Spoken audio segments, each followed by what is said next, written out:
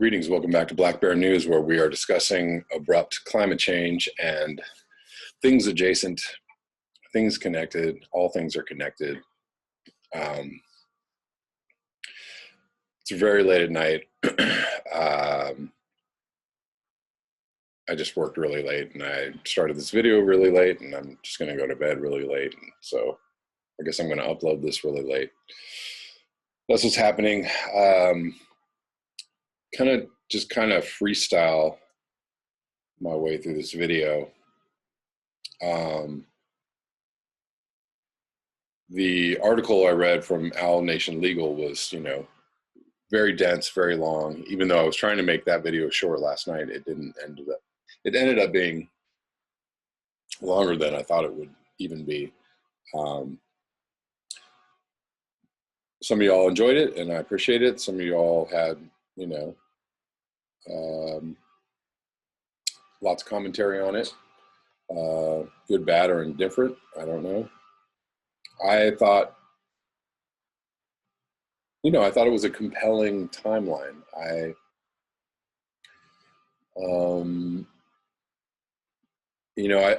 like to base my beliefs or base my thoughts on possibilities, on, probabilities. It's a probable timeline. Who knows? Who knows if that's going to be the timeline? It's just something that's on the table. This could be the way it goes. There are many other ways that it could go. There are many other timelines. You may subscribe to a different timeline. At this point, we know the general path that we're on.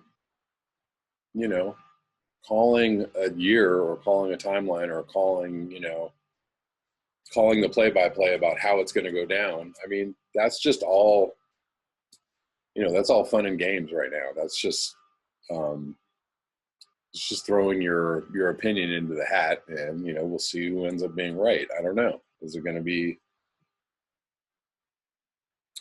Sam Carana, Guy McPherson, Owl Nation Legal? I don't know.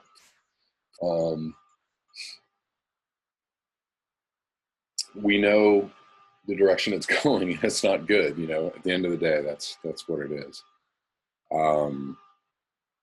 So it's been actually fairly warm in Los Angeles the last couple of days. Yesterday was crazy. Again, what the actual temperature ends up being as to what is predicted, in the weather app or by the forecasters is, sometimes way outside of the prediction. And, yesterday we had a little flash, heat episode. It was supposed to, the prediction was for this area, at least, like high 80s or something like that, maybe mid 80s. And I was at work and I was driving around and all of a sudden I was like, holy man, it's really, really hot. How hot is it? Let's check. I checked the thermometer on my car, said 98 degrees. I was like, where did this come from? This was in LA. So that's pretty dang hot. And, the official, on my app, the temperature, said something in the like 93 degree range or whatever. So they always cut the actual temperature. Everybody knows that's going on. The temperatures are being underreported, underestimated, etc., by at least 5 degrees. Also, I'm noticing in the Midwest to the west, it's also very hot. Like in Denver, it looks like it's been really hot, and it looks like it's going to be very hot, unseasonably hot for the next couple of days. Saw my friend in Oklahoma saying like, dang, it's really hot right now. What's the deal?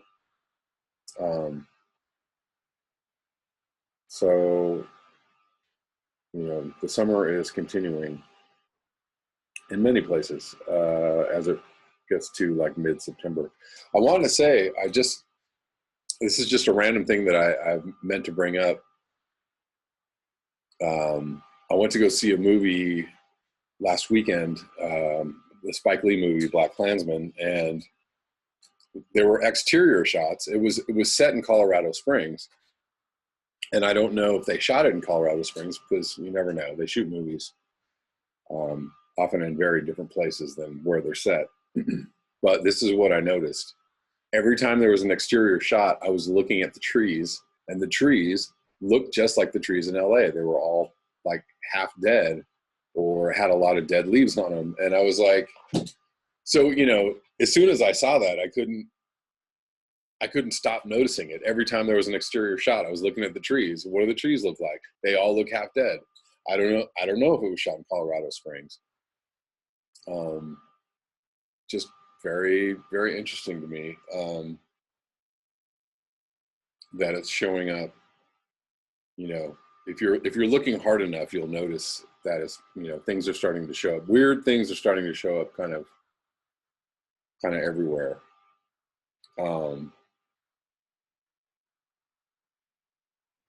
So I think a lot of people, I think I got a reaction yesterday when I brought up Judy Wood.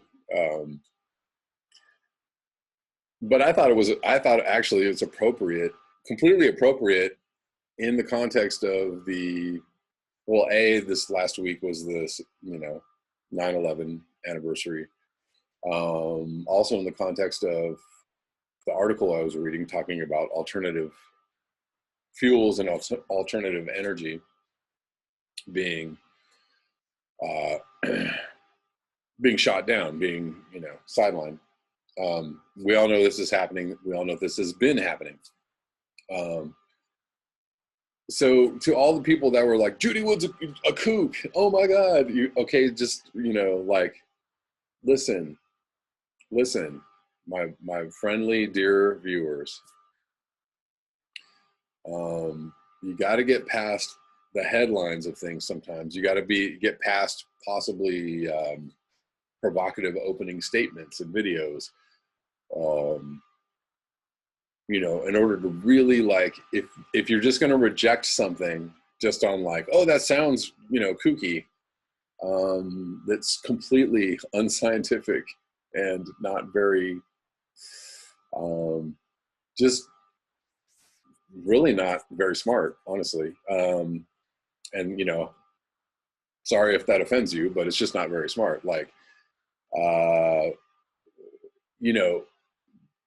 Just rejecting things out of hand is just not the way to go. But I see it happen all the time. I mean, obviously, when I start talking about things that are outside of climate change or possibly political or possibly conspiratorial, a lot of the first reactions are like, what are you saying? Oh my God, this is so ridiculous, because you've already been biased against thinking about this stuff. So it's not your fault. I'll let you off the hook. You've been, or maybe, things just don't sound like they should make sense to you, in your mind. I get it. The thing is if, again, I will say this one more time, if you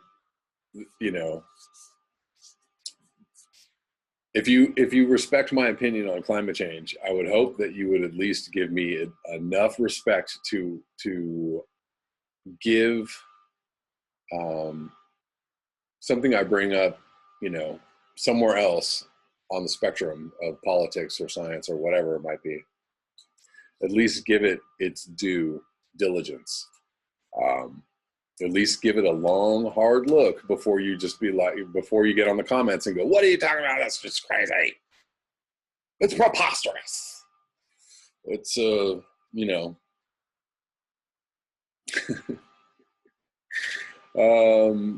it's horse feathers, whatever.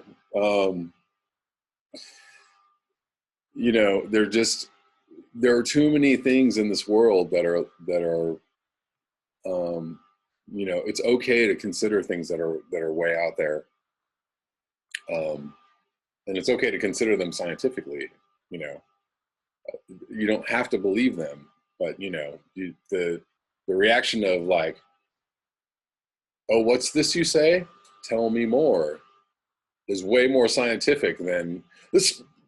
That's complete malarkey, which is totally unscientific and just sounds like the reaction of a reactionary. And just because you believe the science of climate change doesn't necessarily mean that you're, I mean, there's so many different understandings of even climate change, right? There's, while I was reading this article, people were, what is this timeline? Like, what is he talking about? This is crazy. This is like, okay, yeah, so you don't agree with the timeline. Fine. It doesn't make sense to you scientifically. Fine.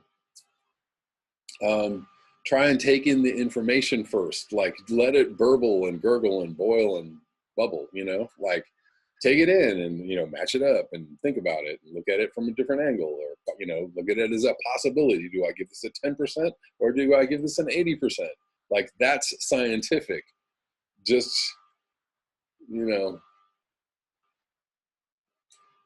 just blurting out your, immediate rejection is not, is anti everything that I'm hoping that we're about. You don't have to agree. You don't have to, you don't have to do anything you don't want to do. I'm just saying, but let's talk about Judy Wood for a second. So if you actually took in the evidence, if you actually watched her video and watched the things that she presented to you, there are some very compelling things in there. And you don't have to agree with her to take this evidence in, but like take it in with an open mind. Try and get rid of the bias, as an exercise, just as an exercise in and truly investigating something. If you're really investigating something, you have skepticism, but you also, try and like not have that immediate reactionary bias going on. So anyways, I don't want to just get too into, all that stuff, but here's just a few things, okay, about what Judy Wood is presenting. Two of the most compelling things, pieces of evidence that she has brought forth. There's a few films of the towers collapsing, and in those films, the beams, steel beams, are disintegrating while the building is falling, or shortly after the building fell. Watch her, if you want to see what I'm talking about, watch her videos and try not to watch it with a big old, mean face on, okay? Or I'm not going to believe this. I don't like this at all. Don't do that. Just like watch, open your eyes. The other thing that she talks about is that the rubble, so let's say the buildings were even just blown up. Let's say it was a controlled demolition. If you blew up buildings, they were 500,000 tons or something like a piece, or I don't know if I'm getting the numbers wrong, but lots of material there, lots of steel and concrete. So if you blow up those buildings, even if you blow them up with bombs, right? You have 100, you have whatever, how many story building, and you blow it all up, the rubble is going to sit in a big old pile at the bottom, right? You're going to have a big old pile of steel and concrete and just stuff.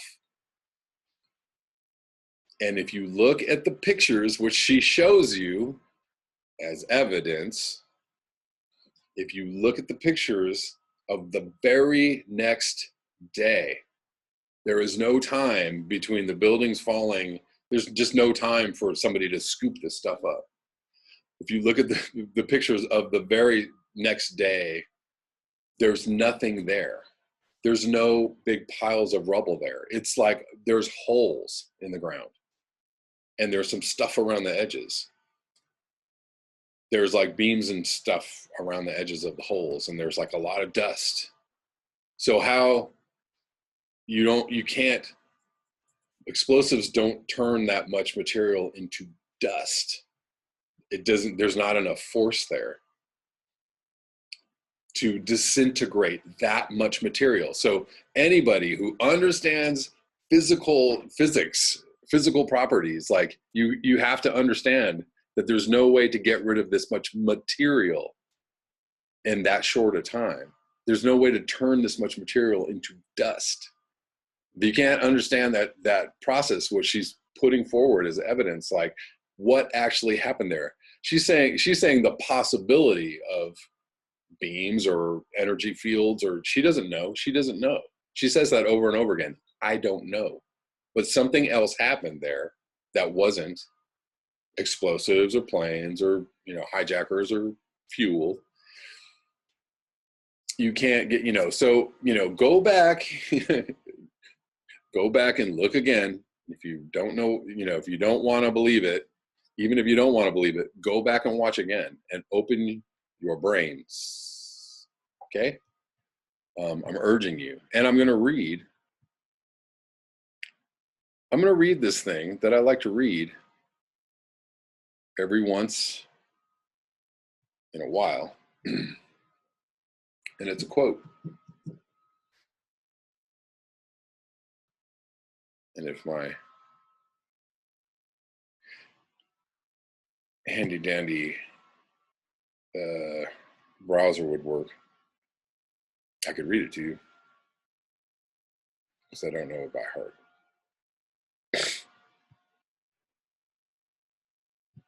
Where is it?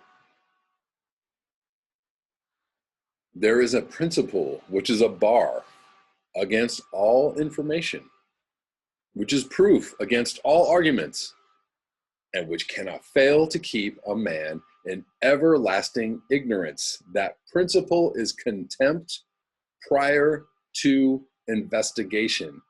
Learn that, read that, understand what that means. Contempt prior to investigation. You could whittle that down into a 4-letter word called bias. But your bias, your bias is showing.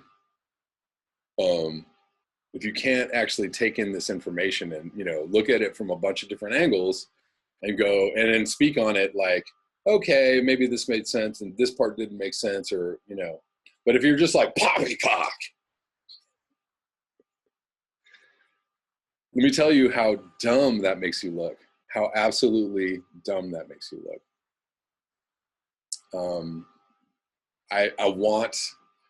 We have smart people on this channel, but I want y'all to be smarter. I'm urging you to be smarter, please. It's very important that we be as smart as possible before we all go away. Let's look at Florence. Oh, the last thing that I want to say is I don't know why YouTube is picking all the frames with me smiling lately. Like I can't get like they keep putting the video with me going, like this isn't really like happy information, and I don't spend a lot of the time, in these videos like smiling, but it's annoying the heck out of me right now. Like I know you guys are like, good to see you smiling, Kev, but I'm, I really prefer not to be like, climate change, abrupt climate change, ecological disaster, yay. It's not necessarily not really the image I'm trying to portray or display. All right, so Florence, at least 11 deaths reported as storm slogs across Carolinas. I have no idea how far I am into this video. Way far into this video. Tropical storm Florence, which made landfall as a hurricane on Friday, has deluged parts of North Carolina, the North Carolina coastline, with torrential and historic amounts of rain. The floodwaters are expected to push many rivers to all-time highs, and toward the mountains of western North Carolina and southwestern Virginia could spur life-threatening landslides. The storm has been linked to several deaths, according to officials. Follow Florence's projected path here and read the latest forecast here. Rain and storm water may have triggered erosion at a coal ash landfill at a power plant in Wilmington, North Carolina, Duke Energy announced Saturday evening. About 2,000 cubic yards of ash, enough to fill 2/3 of an Olympic-sized swimming pool, appeared to be affected at the Sutton power plant, but the company was unable to determine how much water may have reached Sutton Lake. The cooling pond built for the plant. Plant is next to the Cape Fear River. Disposal of the coal ash produced by power plants has been the subject of contentious debate nationally. Duke Energy officials said in a news release that coal ash is non-hazardous and there is no risk to public health, or the environment. A spokesman for the company could not be reached for comment Saturday night. The Southern Environmental Law Center had warned of the dangers of leaving coal ash in pits vulnerable to hurricanes and extreme weather.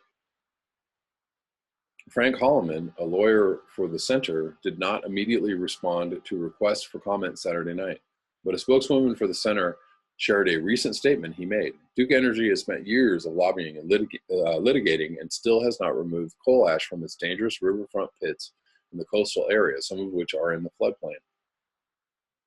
The ash at the Sutton power plant was in a lined pit, according to Duke Energy, and most of the displaced ash was collected in a perimeter ditch and Hall Road on the plant property. Megan Thorpe, director of the North Carolina Department of Environmental Quality, wrote in a statement Saturday night that the department has been closely monitoring all coal ash impoundments that could be vulnerable in this record-breaking rain event. As soon as it is safe to do so, she said, department officials will conduct a thorough inspection on site. Once the damage is assessed, the department will determine the best path forward, she wrote, and hold the utility accountable for implementing the solution that ensures the protection of public health and environment. Oh, sounds like they're right on it. Heavy bands of rain continued to deluge southeastern North Carolina. The National Weather Service warned late Saturday night, with flash flooding and major river flooding happening over much of the Carolinas. Tornadoes remain possible in North Carolina and southeastern South Carolina through Sunday. Nearly 672,000 people were without power in North Carolina shortly before 1 a.m. Sunday, and there were 560 road closures, according to the North Carolina Department of Public Safety. I saw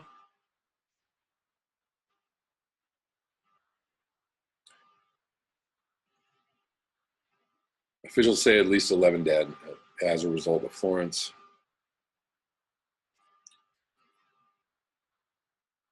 I saw a video, and I'll try to find it and link it. Is it Mary Greeley? I want to say her. Maybe I'm getting her name wrong, but she does really like cool kind of environmental videos, and she did a video about the nuclear plant got a direct hit from the hurricane. The eye went basically right over the nuclear plant, but the problem is that with all the rain that they're going to get over the weekend, that they're worried about a storm surge or a river, the plant getting flooded basically by rivers overflowing as late as Tuesday. So they're saying they're expecting all this rain to fall, and then all these rivers will be, above, the flood mark, and that is possible that they could get, a delayed flooding of the nuclear plant. So that is something to keep your eye on. I'm going to find that video. I'm going to link that video. I promise. One moment. Moving over to Typhoon Mangkhut, heads to Hong Kong after 28 die across Philippines. I just had a friend that was going back, who lives in Taiwan, or is it Taiwan or Thailand? Thailand, I think. And he was like, oh, whoops, wrong day to fly into Hong Kong. Typhoon Mangkhut is heading to China after leaving 28 people dead in its path of destruction across the northern Philippines. The strongest storm in the world this year has now caused strong wind and heavy rain in southern China and densely populated Hong Kong after making landslides on the northern tip of the Philippines' Luzon Island yesterday. Mangkhut is due to make landfall in Guangdong province later today. Nearly 500,000 people have been evacuated from 7 cities in Guangdong, the gambling enclave of Macau, closed down casinos for the first time, and the Hong Kong Observatory warned people to stay away from the Victoria Harbour landmark, where storm surges battered the waterfront reinforced with sandbags. The National Meteorological Center said southern China will face a severe test caused by wind and rain, and urged officials to prepare for possible disasters. In the Philippines, houses collapsed as more than 5 million people found themselves in the path of the deadly typhoon. Francis Tolentino, an advisor to the president Rodrigo Duterte, said most of the fatalities happened in landslides in the mountainous areas.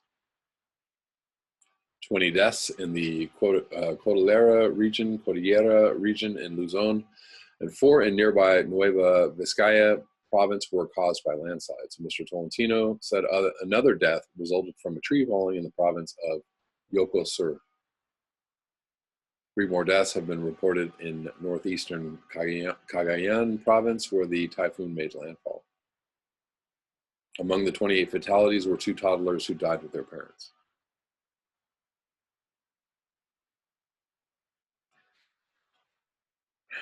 Major damage going on there.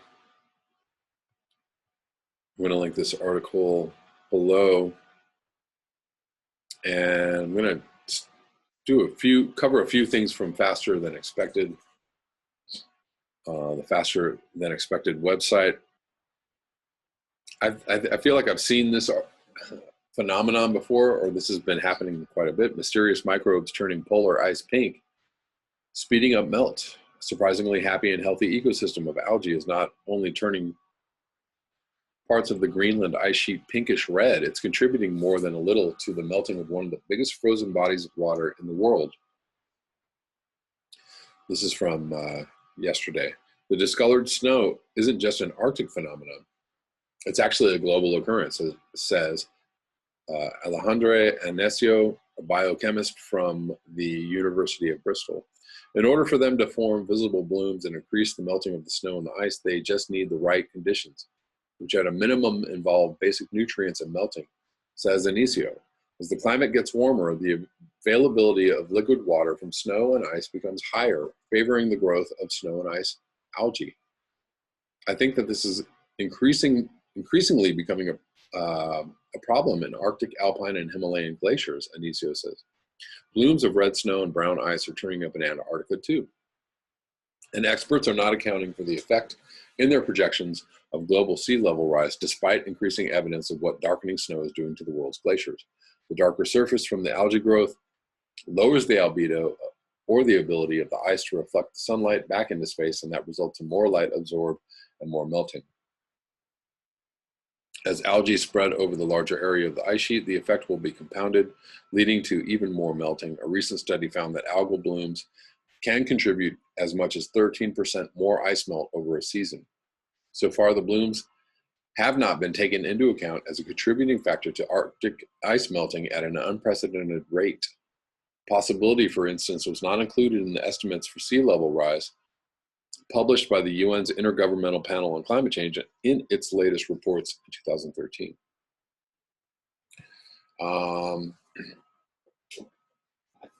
Another short little snip from the IISD. This is from September 13th. Scientists urge immediate, decisive action to tackle deoxygenation. Deoxygenation. Thank you. In oceans.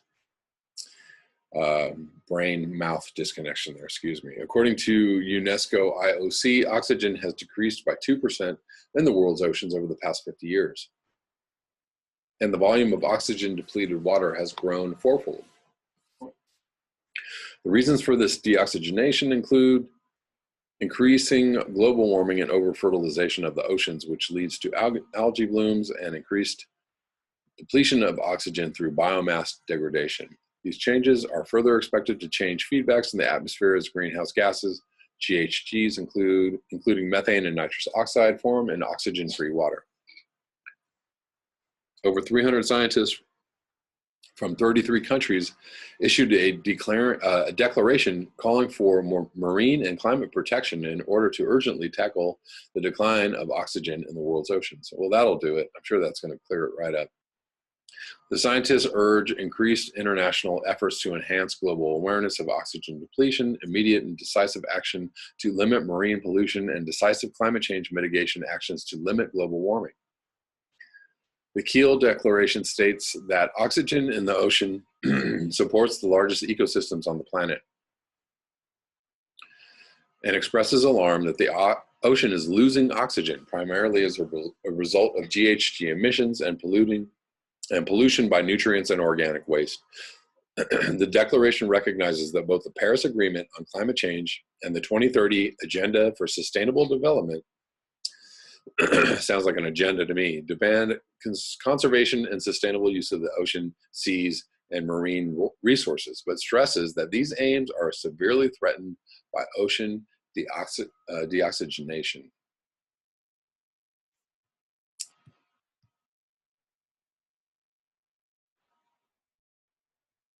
And it continues. It all continues apace.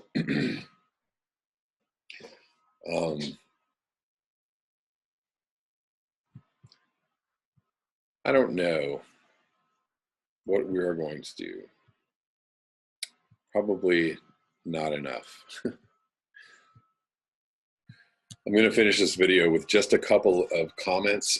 This one is from Trent Black in response to yesterday's video. And I like, this is very succinct. Are you all crazy? It's like you're in a football game and you're losing with the score 200-0, fourth quarter, 2 minutes left in the game, and you think you may still win. Welcome to the USA. And I'm going to read one from Brenkin Smith. This is a little bit longer, but I always like Brenkin's comments. In about 4 years' time, we will go past the warming that happened during the Paleocene thermal maximum, PETM, which was 5°C above the pre-industrial temperature of the Earth, or 3°C above today's current temperatures. During the PETM, the Earth was completely ice-free, the polar regions were tropical zones, and 75% of Earth's wildlife had died off. The equatorial to mid-latitude region were uninhabitable. Guess where the U.S. is? A very strong El Nino is already building up and will be in full effect by the end of this year. It will last at least 4 years. The person you talked about described my life for the past 40 years. I look at all science and not just science that many scientists are focused on due to their single field training. No climate plan will work. It's way too late. I will explain why.